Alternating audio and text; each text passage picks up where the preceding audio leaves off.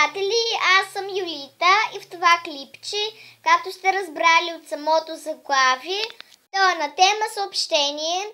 Както мисля, че вече знаете, аз си поръчах бомбонките Jelly Belly, които трябва да дойдат днес, тъй като днес изпратиха съобщение на мама, че до 5 часа ще са при мен.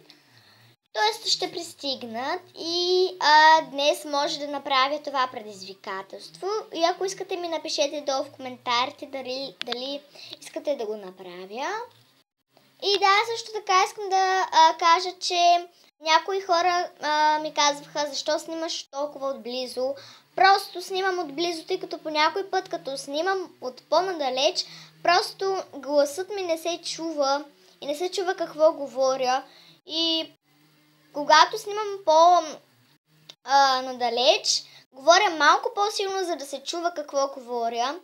За което се извинявам, просто камерата ми не знам какво става и иначе ще се опитам да снимам както трябва и да се чува какво говоря.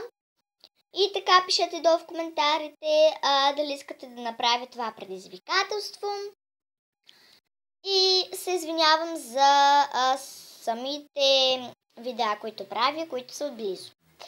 И да, това е самото съобщение. Надявам се да ви хареса клипът. И да, ако това е така, дайте палец нагоре и се абонирайте за моят канал. Това от мен за днес. Чао!